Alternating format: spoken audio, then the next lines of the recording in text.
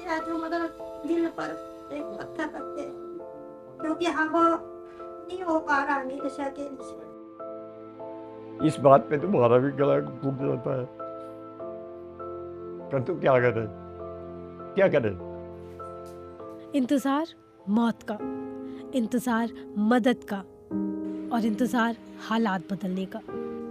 साल 2013 से हरीश की दुनिया इस 6x3 के बिस्तर पर सिमट चुकी है।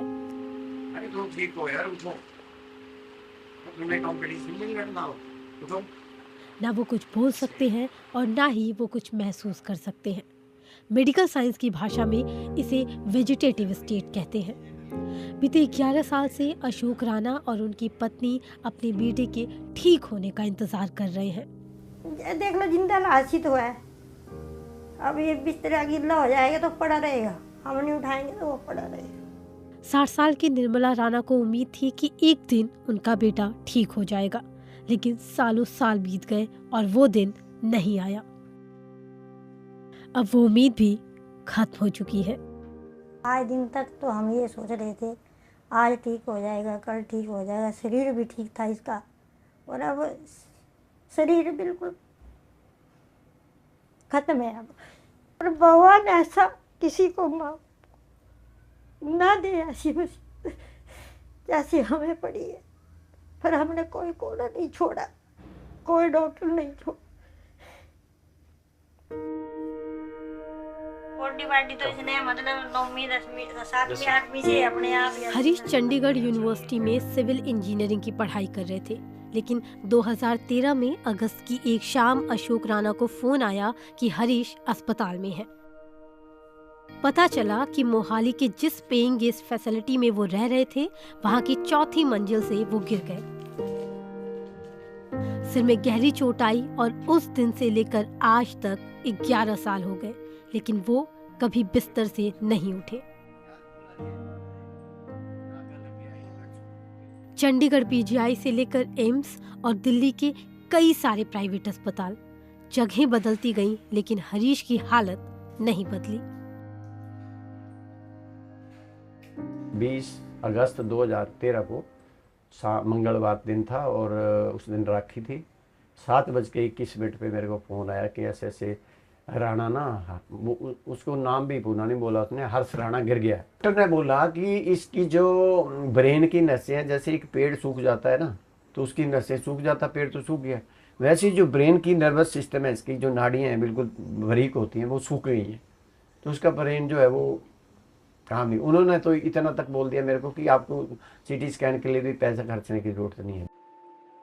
इस मर चुकी उम्मीद के साथ ही अशोक राणा और निर्मला राणा ने बीते साल दिल्ली हाई कोर्ट का दरवाजा खटखटाया और बेटे के लिए यूथेनेशिया यानी इच्छा मृत्यु की अपील की। लेकिन बीती 2 जुलाई को दिल्ली हाई कोर्ट ने इस केस को ये कहते हुए खारिज कर दिया कि हरीश किसी भी मशीन के सपोर्ट पर नहीं जी रहे, यानी वो लाइफ सपोर्ट सिस्टम पर नहीं है। ऐसे में उन्हें यूथेनेशिया की इजाजत नहीं दी जा सकती। किसी की मृत्यु मांगना माँ के लिए कोई कम बात नहीं है, पर आगे का सोच के देख रहे हैं ना, आगे हम जब तक हैं, जब तक तो चाहे भूखे में रहेंगे, करेंगे। इससे तो बढ़िया है इसके शरीर किसी के इसका अंग किसी के काम आ जाए, और ऐसे फिर अगर ठीक हो भी गया वो दूसरों के अधीन ही रहा। आप विश्वास नहीं करोगे, सुबह से इसके काम में लगी थी। अशोक राणा के परिवार की एक मुश्किल ये भी है कि अब उनके पास बेटे के इलाज के लिए पैसे नहीं हैं। इन 11 सालों में उन्हें दिल्ली में अपना 25 साल पुराना घर बेचना पड़ा, वो घर जो उन्होंने ताज केटरिंग में नौकरी करते हुए बनाया। आज उन्हें 3600 रुपए पेंशन मिलती है और घर चलाने के लिए वो इस तरह आसपास के क्रिकेट ग्राउंड में सैंडविच और बर्गर बेचते हैं। हाईकोर्ट के आदेश के बाद वो चाहते हैं कि अगर यूथेनेशिया ना सही तो उनके बेटे को सरकारी खर्चे पर किसी अस्पताल में रखा जाए। खर्चा कम से कम 25,000 रुपये तो है ही है। 10 साल में तो लगभग हमारा 42-43 लाख हो गया होगा। इसमें हमें लोगों ने भी मदद करी, हमारे रिलेटिव ने। हम दोनों बूढ़े हो रहे हैं और ये खर्चा हम अब बयान नहीं कर पाएंगे, क्योंकि मेरी 3600 रुपये पेंशन है। अगर मैं 1000-2000 में सारी उम्र तो ये काम करता नहीं रहूँगा। बहुत मुश्किल है कि मैं ऐसे करूँ। इस बात पे तुम्हारा भी गला घुट जाता है, परंतु क्या करें, क्या करें बताओ आप। ठीक है, हम नहीं कर सकते, कुछ सेवा कौन करेगा। यूथेनेशिया एक ऐसा मुद्दा है जिसके कई सामाजिक और नैतिक असर हो सकते हैं। ऐसे में इसे लेकर कोई भी फैसला देना कोर्ट के सामने एक बड़ा चैलेंज है। साल 2018 में सुप्रीम कोर्ट ने इच्छा मृत्यु को लेकर एक लैंडमार्क फैसला दिया, जिसमें right to die with dignity यानी सम्मान से मरने के अधिकार को मौलिक अधिकार माना गया और देश में पैसिव यूथेनेशिया को लीगल बना दिया गया। पैसिव यूथेनेशिया यानी अगर कोई मरीज सालों साल बिस्तर पर है, कोमा में है और उसके ठीक होने की संभावना पूरी तरह खत्म हो चुकी है और वो सिर्फ लाइफ सपोर्ट सिस्टम पर जिंदा है, तो उसका लाइफ सपोर्ट सिस्टम हटाया जा सकता है। इसका फैसला मरीज के माँ बाप, उसके जीवन साथी, किसी अन्य करीबी रिश्तेदार की सहमति के बाद ही लिया जा सकता है और उसके लिए भी हाई कोर्ट की इजाजत जरूरी है।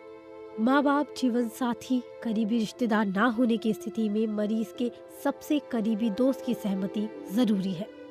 लेकिन देश में अभी भी एक्टिव यूथेनेशिया यानी ऐसा तरीका जिसमें मरीज को मरने के लिए दवा दी जाए, गैर कानूनी है। जो लाइफ सपोर्ट है, जो टेक्निकल भाषा में है कि कोई मशीन लगी होगी, कोई ऑक्सीजन सिलेंडर होगा, लेकिन वो बहुत वाइड पर्सपेक्टिव में नहीं है। लेकिन जो ये हरीश राणा है, इसका सिस्टम ही दूसरा है। हालांकि ये भी सपोर्ट पे ही है, पाइप से वो खाना खाता है, यूरिन के लिए भी अलग पाइप है, स्टूल के लिए पाइप है, हर चीज़ के लिए उसको भी पाइप लग रहा है। ठीक है, वो ऑक्सीजन डायरेक्ट ले पा रहा है, वो वेंटिलेटर पे नहीं है, लेकिन है तो सपोर्ट किसी न किसी चीज़ का। डायरेक्ट वो एक्सेस है ही नहीं, डायरेक्ट वो खाना ही नहीं खा पाता, मुंह से तो खाता ही नहीं, गले में उसके पाइप लगा, वहाँ से खाता है। हमने ये बात कोर्ट को भी रिक्वेस्ट करी थी कि अगर आप कुछ भी कर दीजिए, मतलब ये मेडिकल बोर्ड, तो हमने on record as a prayer किया था, हमने ओरल प्रेयर में भी कहा कि साहब अगर मर्सी ग्राउंड पे आप इन्हें फिनेंशियल हेल्प कर दो या किसी हॉस्पिटल को कह दो कि आप इनको टेक केयर कर लो। कोर्ट ने कुछ भी रिफ्यूज, सब कुछ रिफ्यूज किया, सिर्फ ये कहा कि हमें इनसे सिंपैथी है। दुनिया में कुछ ही ऐसे देश हैं जहां यूथेनेशिया की इजाजत है, जैसे Switzerland, Austria, Belgium, Netherlands, Spain, Canada, Colombia, Australia, New Zealand और अमेरिका के 11 राज्य। लेकिन ज्यादातर विकसित देशों में भी ये गैर कानूनी है। ब्रिटेन जैसे देश में भी यूथेनेशिया की इजाजत नहीं है।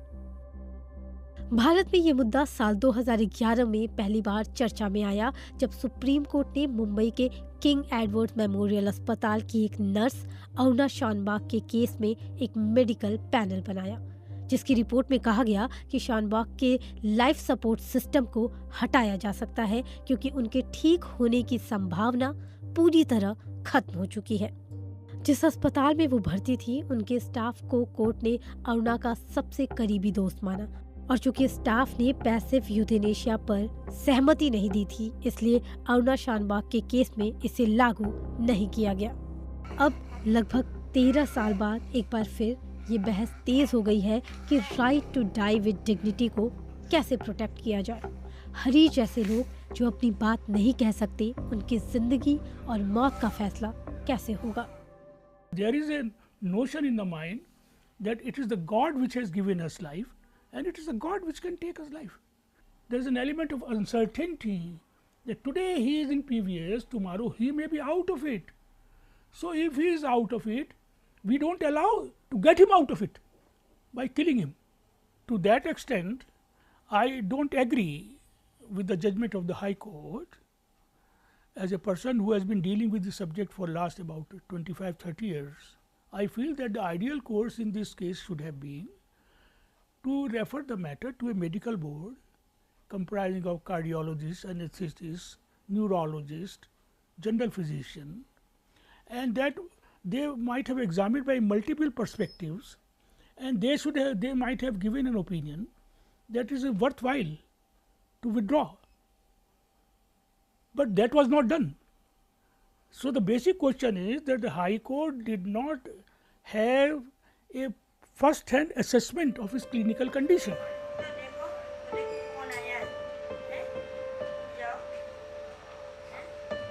हरीश को इंजीनियर बनना था, बॉडी बिल्डिंग का शौक था, घर के बड़े बेटे थे तो कई उम्मीदें थीं और जिम्मेदारियां भी कई थीं। लेकिन अब इस परिवार के पास उम्मीद तो नहीं, बस बची हैं तो कुछ यादें। याद आता है इसका चलना फिरना, खाना पीना सब कुछ याद आता है। इस गांव में सिविल इंजीनियर आपने सिविल इंजीनियर पढ़ा तो इसकी यही हॉबी थी बस। जितनी बार आएगा उतनी बार मम्मी इनसे टेंशन आपको मेरे डोले, मम्मी मेरे को दलिया बना दो, मम्मी मेरे को केले ले आओ, और कुछ नहीं कहा।